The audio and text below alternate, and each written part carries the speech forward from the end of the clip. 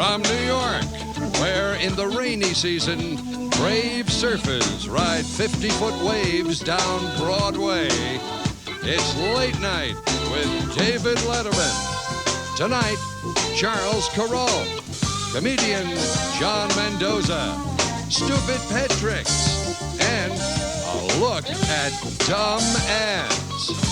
And now, the father of the Bessemer converter, David Letterman.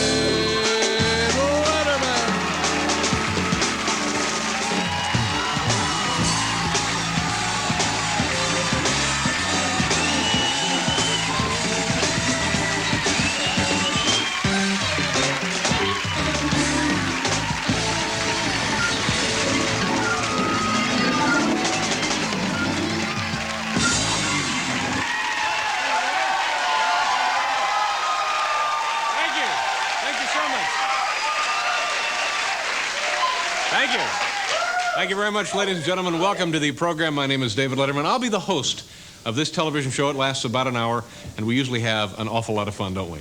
In fact, we have more fun here than humans should be allowed to have.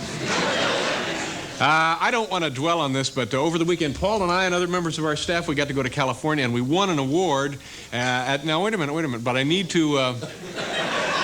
I just need to clarify something here. You talk about mix-ups, and gosh...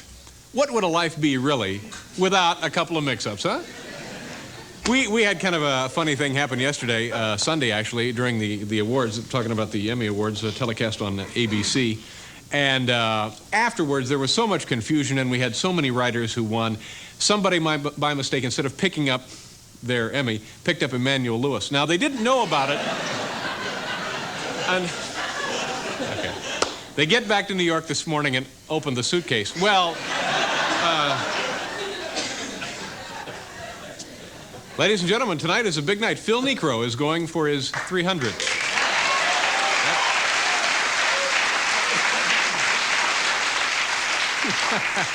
Coincidentally, so is Joan Collins. Thank you. Thank you very much. Oh, now, come on. Let me ask you this. We were having this discussion earlier. Say, we're speaking hypothetically here. What are you doing over there? You're opening a beverage, aren't you? Anyway, Joan Collins now I have no joke here, but let's just discuss this for a second. Joan Collins, speaking hypothetically, now here's a woman who has admitted in print that she enjoys a lot of sex. Okay, now, so what is a lot? Is like 300 high? Is that a lot? Would she be insulted because we were underestimating her enjoyment with...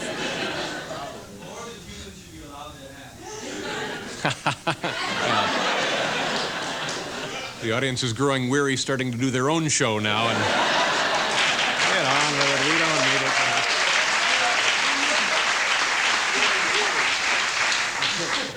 it. Now, this Louis Farrakhan boy, something else. He's coming now, I guess. He's going to speak at the... now, you're clearing your throat. Now, who's doing that? So, Louis Farrakhan is... I guess I'm a little touchy today, aren't I? Why would that be? Paul, why am I so damn touchy today? Jet lag, I guess. Yeah, it's the jet lag.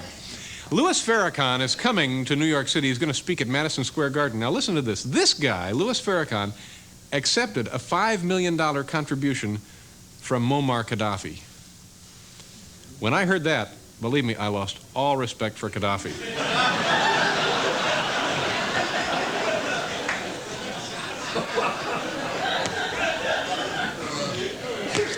I'll do it later.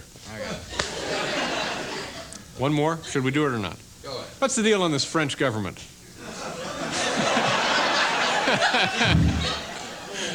Ladies and gentlemen, this show has won awards.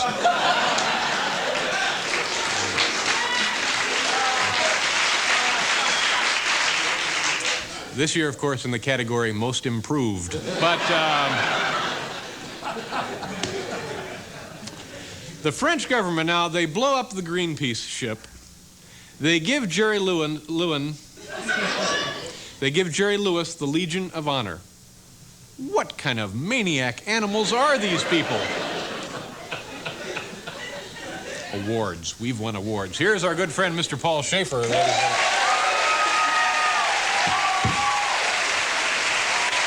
Thank you, kids. Thank you very much. David, it is nice to see you. You were fabulous. Nice to see you. We had a good weekend, didn't we? Had a very nice weekend? Had a whirlwind kind of week. Kind of an L.A. Hollywood... yes, we did. Yeah. Loved your speech, though. Now, listen, Very nice. Paul, I want to do something here. Okay. I'm going to recite a phrase from a song, and you see if you can play it. All right. We haven't rehearsed this, have we? No, sir, we haven't. All right. There's always a chance tiny sparks will remain, and sparks turn into flame, and love can burn once again. I think Snooky Young has it. Snook, do you...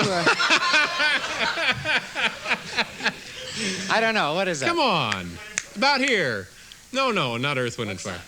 There's always a chance tiny sparks will remain. Yeah, sparks turn into flame, and love can burn once again. What is it? Come on, about here. Elvin Jones thing? Yeah, we do have it. All right, let's hear it. This is how it goes. No, Is that it? No.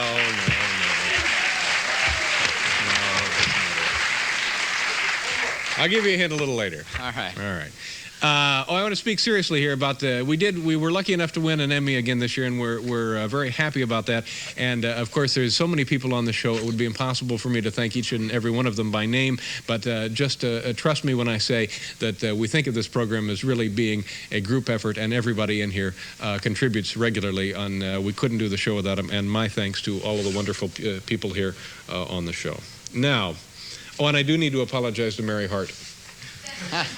Mary Hart Entertainment tonight, she was dancing on the show, the Emmy Award show, and so afterward I saw her in the lobby, and I said something which at the time made perfect sense, but I think it was probably kind of rude. I said to her, "Why were you dancing?" So, but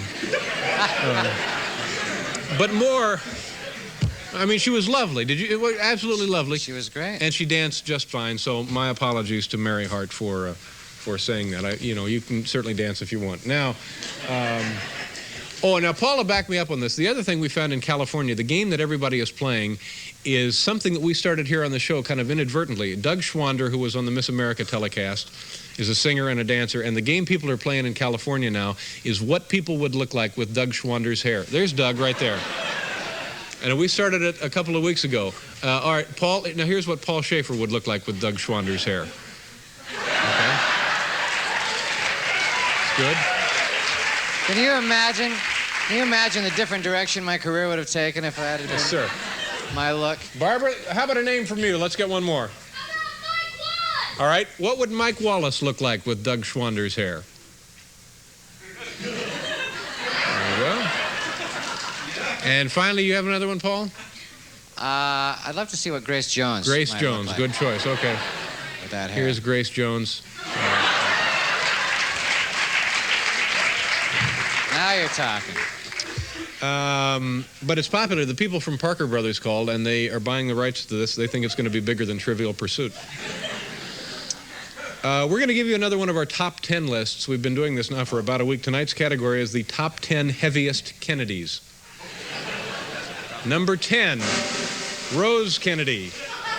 Number 9, Jane Kennedy. Number 8, Caroline Kennedy.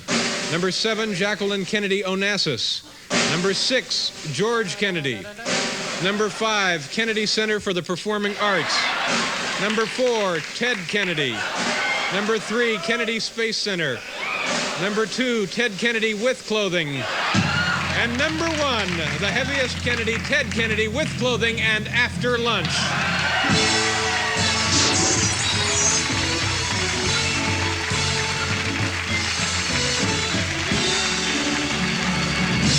Very nice. Thank you. Should we do this or not? We only have 2 minutes. Should we do them? You want to do them or not? And love can burn once again. Steve Jordan has it. Steve Jordan has the answer. You have it or not? I'll be around the spinner. Let me hear it. Yeah. Okay. Is that it? Right. That's right. So,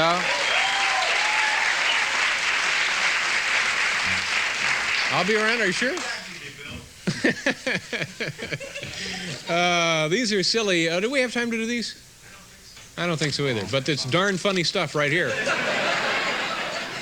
Damn, I just wish we had the time to do some of them.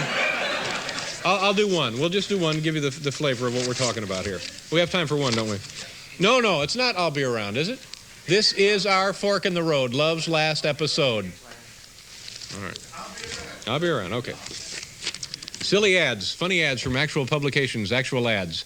Here's an ad for something called the Airstream Funeral Coach. It's right down there, you can see it says... No, wait a minute! Airstream Funeral Coach.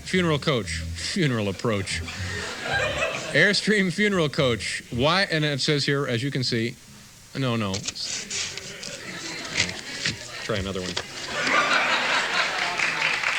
All right. Okay, here's one. You'll like this one. This is something for something called the Ponderosa Sun Club. And as you can see, it features things as Miss Nude Venus, Mr. Nude Apollo, Nude Entertainer of the Year, Nude Madonna Lookalike Contest, plus unusual attractions.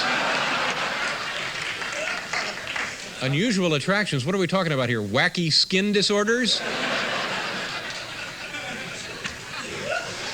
Got plenty more here. If you need them during the show, we'll get right back to them.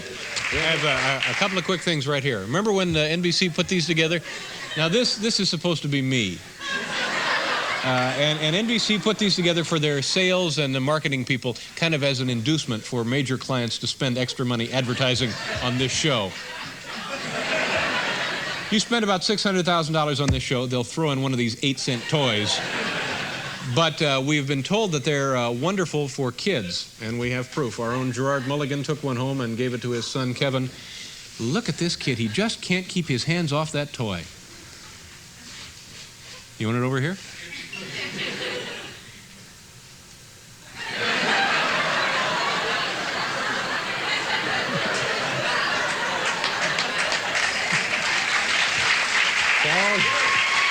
Has been traumatized for life. And also, we make a lot of jokes about NBC and how they treat us here on this program. We've been on the air almost 4 years.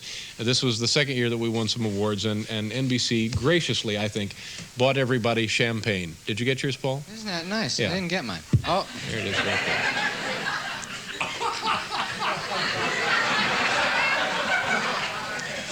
Whatever you do, kids, don't try to drink this by yourselves, all right?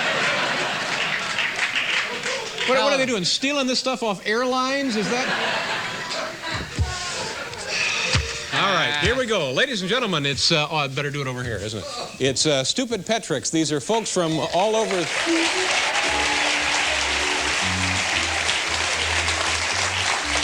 People and their pets. Interesting little tricks and games they've taught them to do. This is only an exhibition. This is not a competition. Please, no wagering. Here is our first... participant tonight, Candy Booker. Candy, come out here, please, if you will. Hi. Candy Booker. Nice to see you, Candy. And you can't shake hands. You're full of tennis balls there. Where are you from, Candy? Royal Oak, Michigan. And what do you do for a living in Royal Oak? Work for Merrill Lynch. Mm-hmm. Beautiful place, Royal Oak, sounds like. Beautiful, gorgeous. What part of the state? Up, It's right down? near Detroit. Yeah. Okay. And this is your Argus. dog? Argus. Oh, this is a black lab? Is that what that is? Yeah. He's a mutt. He is a mutt. He's a little porky through in the middle here. Hi, Argus. I'll put him on a diet. Did you guys come together just for the show, all the way from Michigan? Just for the show. Thank you very much. All right, Candy, what will you and Argus do for us tonight? He's going to pick up 3 tennis balls in his mouth. Okay. At one time? Well... Here, let me do that. You want me to unhook him? Yeah. Okay.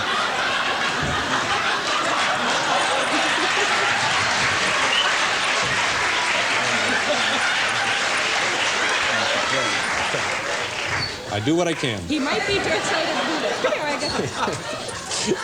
Okay. Did you teach him to do this? No, he taught himself. Okay. Okay, get your balls. Get your balls. There's one. Here's 2. Here's... Oh. Come.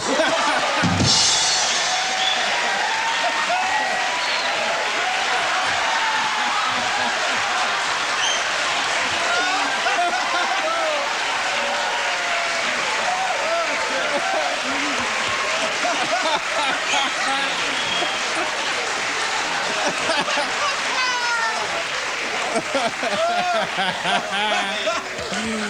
oh boy. You really can't beat dog lips, can you? For flexibility, there's no beating them. Argus, what an amazing stunt. Let's take a look at this action here again through the miracle of slow motion instant replay. Oh, there he is, a happy boy. Candy, nice meeting you. Nice to meet you. Thank you very much. It's a terrific dog. Bye, Argus. Take care.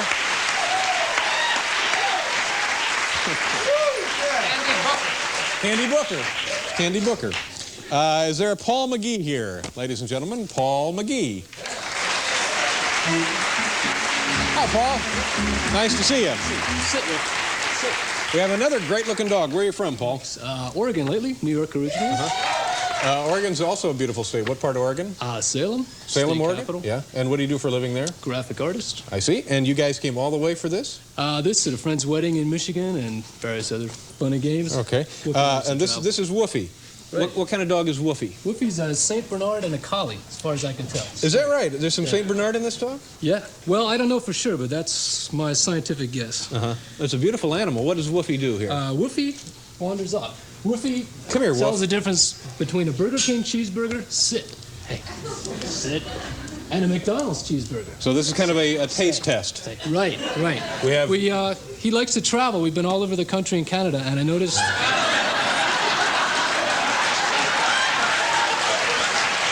He's got some hitchhikers. Hey, look. What's going on here? He's always liked fast food burgers, and I wondered if he liked one over the other. All right, so you're going to test tonight a McDonald's burger versus a Burger King burger. a Burger King burger and They're a the McDonald's. most similar to. Okay. And he prefers Burger The King. Big Mac and the Whopper is what we got here. Well, no, these are plain, regular cheeseburgers. Okay. No. Woofy testing the. Okay. Okay. All right. He approaches B. Now, he doesn't know which is which, does he? No, Yeah. he doesn't. One of your. Well, he just picked the wrong one.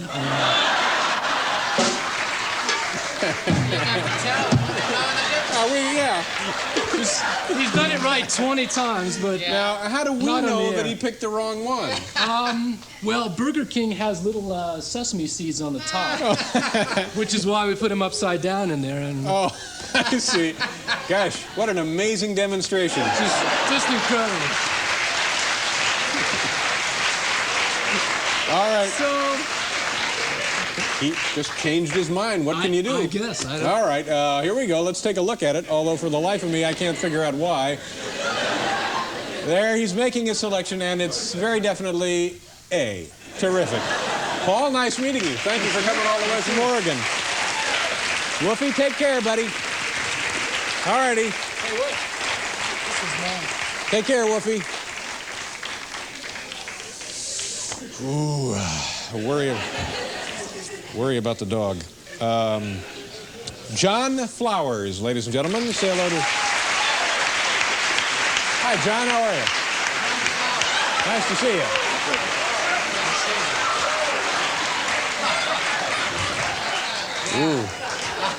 Ooh. You built this one yourself, didn't you? This is one of those kit dogs you can get at the market. This is, what kind of a dog is this, John? It's called a Bouvier de Flanders. And, They're from Belgium. Belgium? Yeah, they're European cattle dogs. And cattle dogs, are Yes. they? They would herd cattle? Yes, And are they dangerous? they can be, yes. Yeah. Do they make nice pets, though? Yes, What is this dog's name? Caesar. Hi, Caesar. How are you? Wow. I've never seen one of these before. And what are they called again? Bouvier de Flanders. Bouvier de Flanders. Okay, terrific. And where are you from? Detroit. And everybody here is from Michigan or has some kind of a Michigan connection. Well, I live in New York now. What do you do in Detroit? What do I do in New Oh, no, you live in New York now. I What work do you in do Belmont here? Park. Okay. Belmont Park. Yes. You don't race this, do you? No.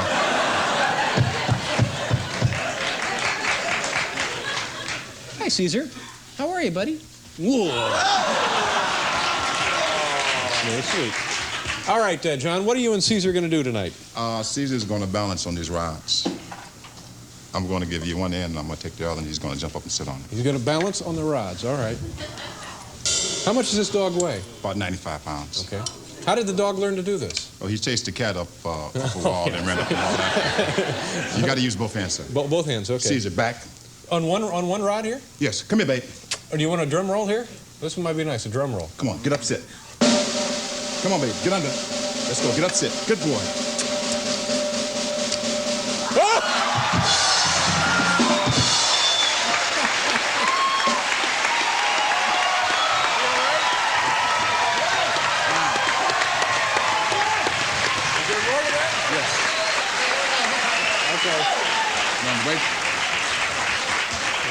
Caesar, good boy. Come on, babe. Get up, sit. This is a much thinner rod.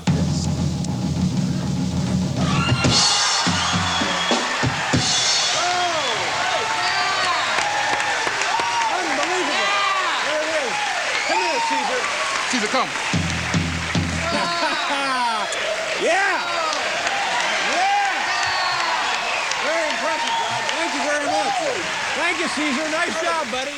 It's very nice of my first guest to park his mobile home outside and take a few minutes to be here with us tonight. He is the host of a program on a network called CBS Sunday Morning, as well as the author of this book right here. It's On the Road with Charles Kuralt. Please welcome Charles Kuralt.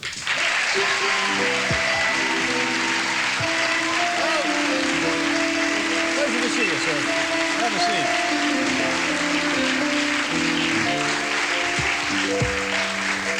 I've been watching you, and I've enjoyed you for a long time, and there's a couple interesting things I'm going to say to you now. Well, maybe they're not that interesting, but I said to myself, if I ever meet the guy, I'll mention him to him. One, you look an awful lot like my uncle, Earl Hofert. Oh, the poor man. No. He's a very friendly man, and so I've always felt a special attraction to you for that. And two, this must have been in the late 60s or early 70s. Walter Cronkite was being interviewed for a publication, I forget which one, and he credited you with the main reason for his success as a television anchorman. Did he? Yeah. He said that if it had not been for your contributions to the news, that CBS and himself would not have been doing as well as they were. My. Yeah. I'm touched. I never heard that before. And this was right about the time you started doing these things, wasn't it? It's been about 20 years now? It has been almost. It's been we set out in October of '67, so what's that, 18 years ago. And what is the story behind you taking yourself, you kind of asked for this assignment, didn't you, or hoped you could get it? Yeah, I used to be a real reporter, covering wars and politics and calamities. Politics and other calamities, we should probably say. And I was never suited for it, I guess, David, by physique or temperament or anything, getting shot at and worrying about Dick Valeriani of NBC sneaking around behind my back in Latin America, discovering things I didn't know and making me look bad the next day. So I looked for an easier. This wasn't going to be a career. I was going to set out for the last 3 months of the year in '67 and drive around in a motorhome and see what we could find. Nobody ever said stop. That's all. So we're still going. And you still in a mobile home? Yep. You and the crew? Yep. We are. We wander. We try to stay off the interstate highways, which make it possible to drive from coast to coast without seeing anything, and stick to the back roads and go slow. It's fun. It is fun. Do you actually sleep in the thing? That was the idea. Was CBS's idea to save money. Lasted about a day. There were three of us grown men trying to get dressed at the same time in the morning. No, we stay in mostly little mom and pop motels now. Yeah. And what are I hesitate to ask you the first person you met on the road, but tell me about some of the ones that come to your mind as being, when somebody says, give us a good sample of the kind of people that are out there. Nowadays, it's almost as if people are expecting us to show up. We've been traveling for so long.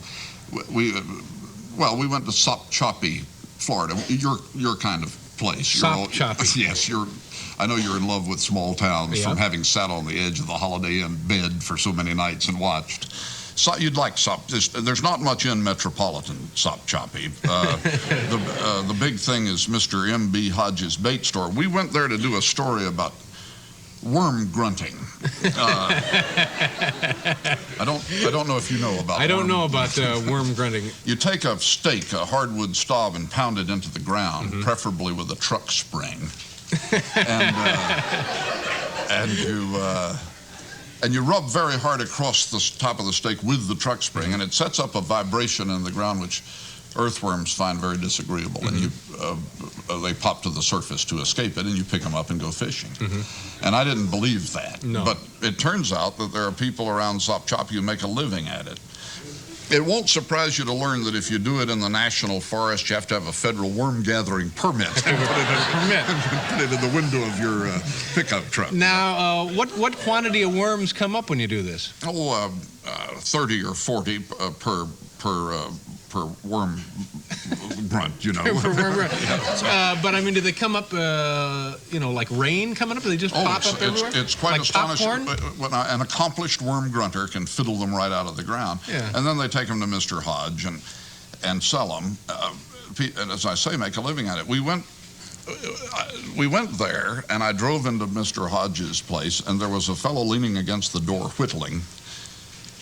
Not carving anything, just making a pile of shavings the way we do in the South, you know. And he just looked at me and said, I knew you guys were going to show up here sooner or later. It was as if he'd been standing there waiting for us. It was that was one of my big ones. Who is the guy that was building his own highway? You mean Gordon Bushnell? Mr. Bushnell always thought there ought to be a straight highway from Duluth to Fargo, and the state would not build it, and there's still not one, is there? And Mr. Bushnell decided about 25 years ago he would just have to build it himself, and started in to do so. What kind of distance are we talking about there? Well, it's 180 miles or so. When we met him, he had finished about 11 miles, pretty good road. Had whatever that is, 169 to go, and he was 78 years old at the time, of course. Yeah. But he just pressed on. I admire those people who press on. Was he doing all the work by himself? Yes, utterly alone, pushing on through the tamarack swamp, winter and summer. You know, he felt that maybe someday the state would see the wisdom of this and take over this onerous task from him. But no let dice. him retire. Never worked. Oh, no. That's too bad. No. Francis Johnson. Oh, Mr. Johnson's the man in Darwin, Minnesota, has the big ball of string. He has the we got a photo of this, yeah. He has the world's largest ball of string, he believes. It's bigger than his house. It just started 25 years ago or so. He started saving string, and that's what it came to. And what do you know the dimensions on this? No, bigger than a bread box. Oh, you said it's bigger than it's bigger than his house, didn't you? Yes, it is. Yeah. And there's a terrible fear, though, that he has that somebody somewhere is making a bigger ball of string. You know, you can't escape that. It's probably the Russians working on one right now. No, it's not an easy life, boy. Did you get, other people who travel the country, like rock and roll musicians or baseball players or football players, hockey players, they attract a certain group of, like, groupies. No, I can't say that anything so exciting has ever happened to us. Give me the names of some of the other places that you've been to. Oh, we've been to Granny's Neck and Bug Tussle, of course, and Stony Lonesome and Hill for certain. Another place you'd have liked was Looking Glass, Oregon. Looking Glass, some years back they got a manhole cover, the pride of the town, and a little later on, they decided that they would add a parking meter. Yeah. Just one. How big is a town is Looking Glass? Population is what? I don't know. I suppose there may be a couple hundred people in that part of the county. And but they line up, all these 200 people, to park at the parking meter, of course, put a penny in. They hope to get a street light someday. Now, when you travel, do you eat the local food, or do you go into the like the small little diners and the home cooking places? Of course, yeah, we do. We have a few rules about eating. As you see by my shape, I'm interested in the subject. We've learned never to reverse the old cliche. You never stop at a place where there are a lot of trucks. The food is fast but greasy there. Never eat on the top of a building. Especially not if it goes around. Oh, yeah. That's like that's a rotating restaurant, cocktail lounge. That's a mistake. Yeah. Calvin Trillin, who writes so amusingly for the New York Times and other and knows a lot about food, told me one time that the best rule of all, and we've been following that, it is that if you go to an ethnic restaurant, be sure that there's at least one city councilman of that ethnic background in town. Otherwise, there won't be enough people to know whether it's a good restaurant or not. That's right. Pretty much put anything on there. Do you find that, what is your schedule like? You're working every Sunday morning, so how many weeks of the year are you actually still out traveling? Oh, gosh, about all of them. Usually I leave and catch up with the bus wherever it is, Yeah. and we head down the road for another week of high adventure. I envy you your success with pets. No animal stories have ever worked out for us. Is that right? We hear about dogs who can pick up 3 tennis balls at one time, but then they can only pick up 2 when we get there. Yeah. And there was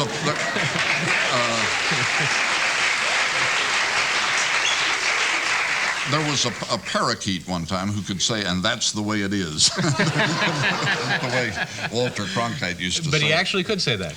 Not when we were there. Yeah, of course not. Couldn't Over the phone, he sounded great. couldn't but say that or anything else. You know. Is there a place, and again, this is a question everybody must ask you, is there a place that you're longing to go to for business or pleasure? Well, it'll sound like a lie, but we really have been to every I would think so. part of every state in the country by now.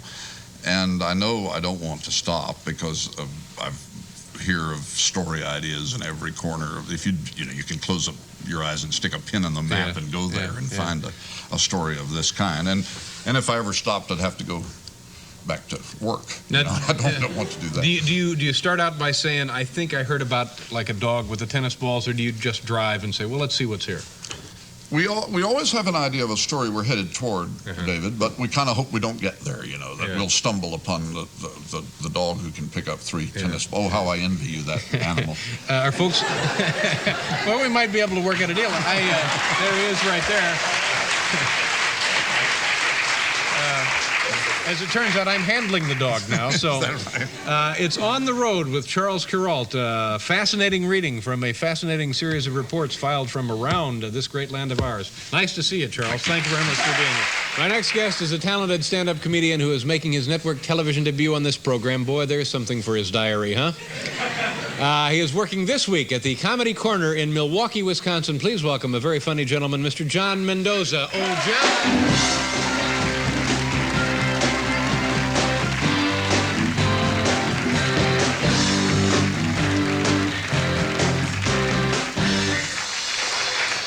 Thank you. That's a long walk. So, how are you? Good. You ever wonder what your furniture's doing when you're not home? My sister didn't have such a good day today. My sister's asthmatic. In the middle of an asthma attack, she got an obscene phone call.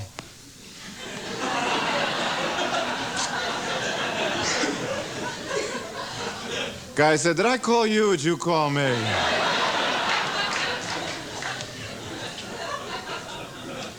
So I just flew back from Los Angeles, got that middle seat on the plane, sat between 2 of the fattest people I ever met in my life. I didn't see my arms for 6 hours.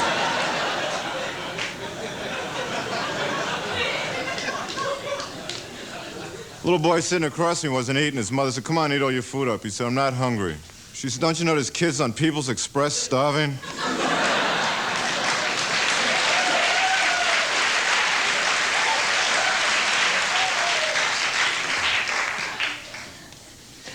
You know what the abbreviation for July is? J-U-L.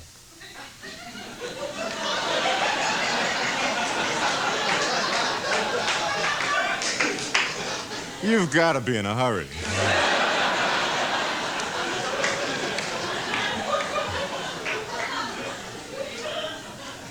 I saw an ad in the LA Times. If you have a hard time making a decision, call us at 279-8483 or 569-8542.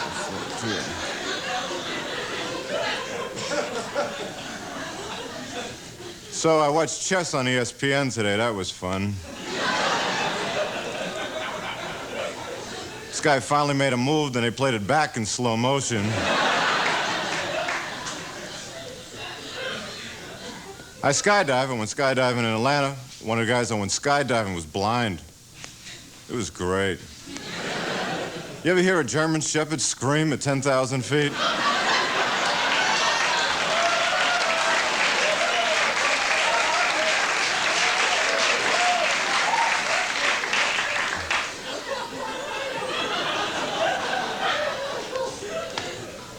So, I guess you figured it out by now. I live alone.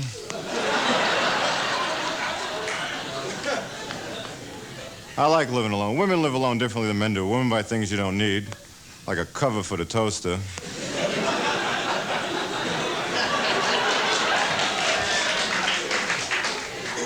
Sheets.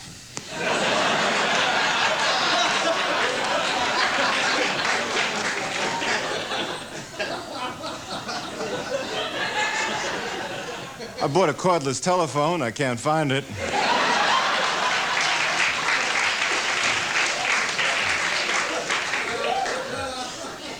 I bought a VCR, then realized I never watched TV, which means I paid $800 to have a clock in my living room.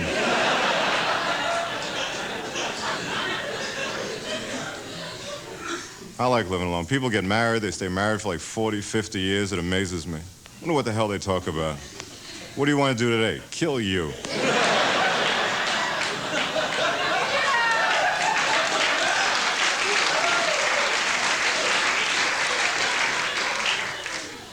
They have kids, they hate kids, they're like old people with energy.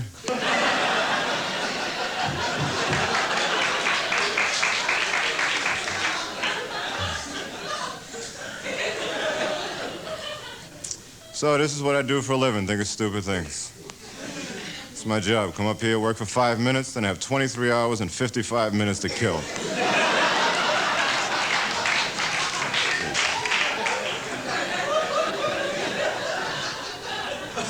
You know what I did yesterday? I took a hairdryer and made toast.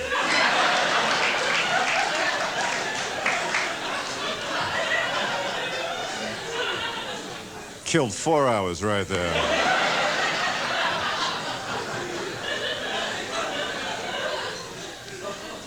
There's a lot of tough jobs. You know why the people at Photomat are so angry? There's no bathroom.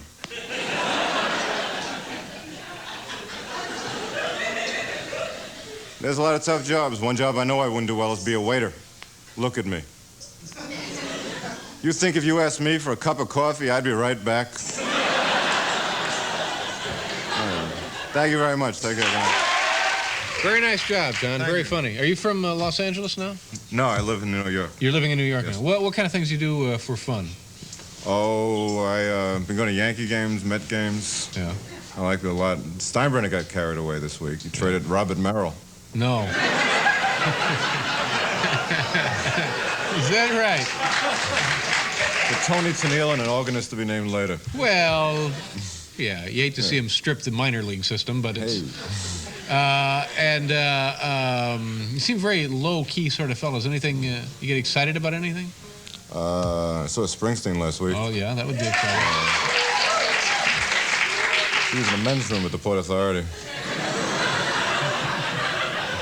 Yeah. I wanted to go to Japan to see him. I thought that would have been great. Yeah, that'd be a good show. Yeah, I just wanted to hear 55,000 Japanese people go, blues. All right. We're going to be in Milwaukee at the Comedy Corner. The Comedy Corner in Milwaukee. Tomorrow through Sunday. All right. Well, have a nice time and come back and see us. Nice Thank you meeting very you, much. John. Thank you very much. That's it. We're done, right? Almost out of time. John, thanks again. Good luck to you in Milwaukee there. My thanks also to Charles Kuralt and everybody who helped out with the stupid pet tricks tonight. Tomorrow, ladies and gentlemen, on this program, Johnny Casablancas will be here. That's right.